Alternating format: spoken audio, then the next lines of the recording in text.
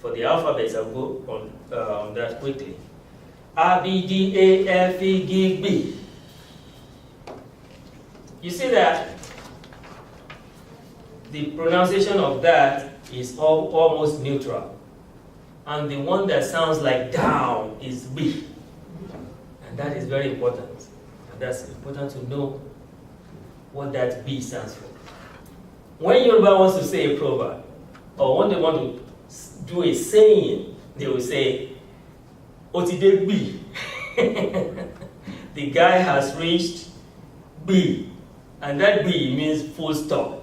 There's no room for escape. There's no going anywhere.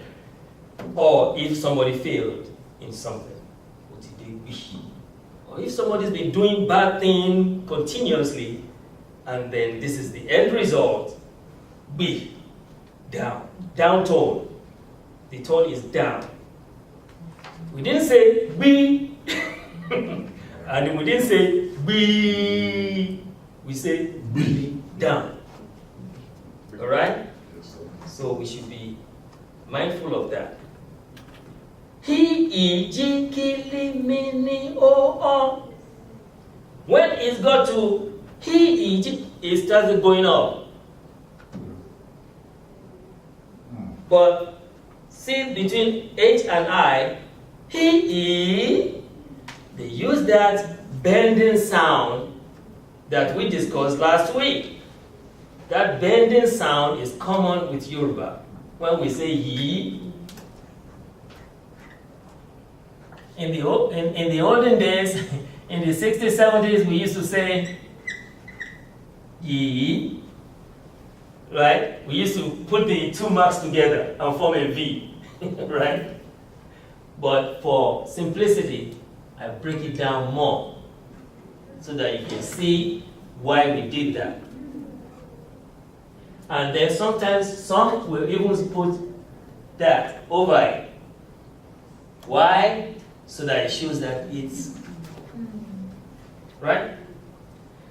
Okay.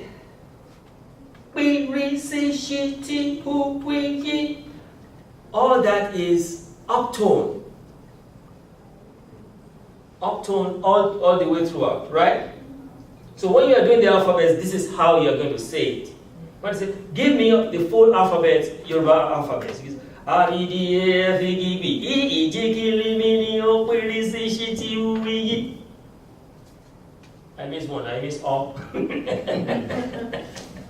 But that's how you say it.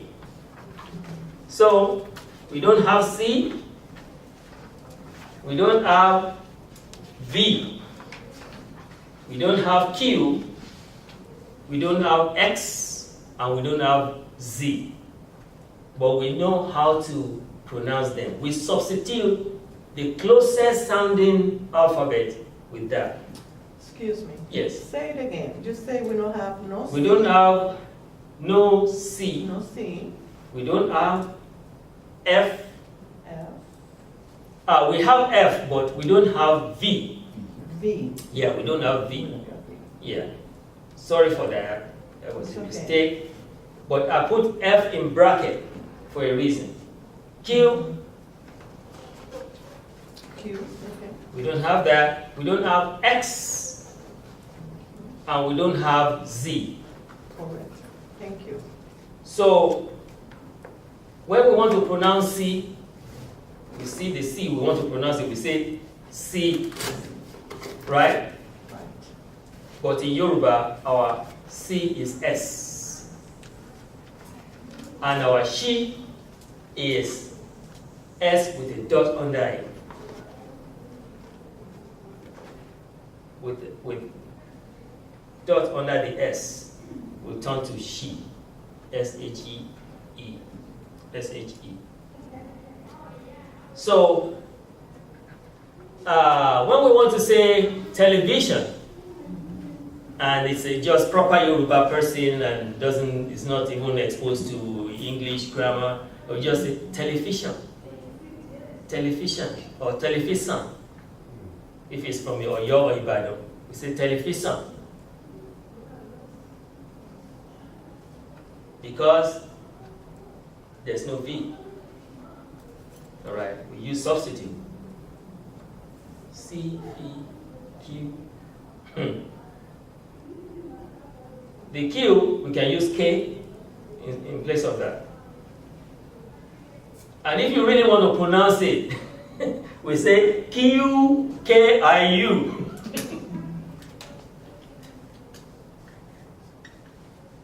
Right?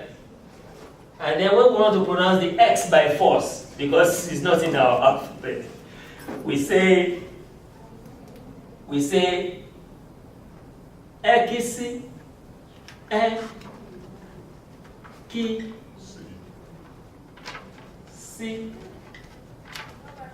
Right? If an Ibadan person will pronounce it, we just put a dot under the S. Ekishi. Right? If they are forced to pronounce it. Z,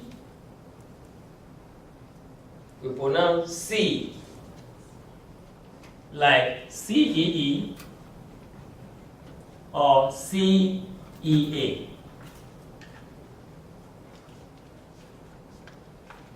But it will have accent on it. C. Then it goes down. C-E. And then, remember we had the do, mi, so, right? Do, mi, so. This is like a detoxification of the way people used to see this as do, re, mi, right? It is not do, re, mi. It is do, mi, so. It turns to do, re, mi maybe when they are singing a song. You could start adding do, re, mi because some will have notes on the piano. But this would be like the talking drum sound.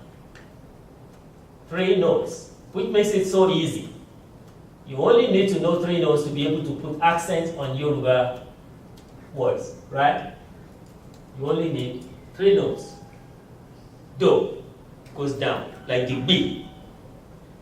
Mi, neutral, like water, calm water. And so, that goes up. Okay.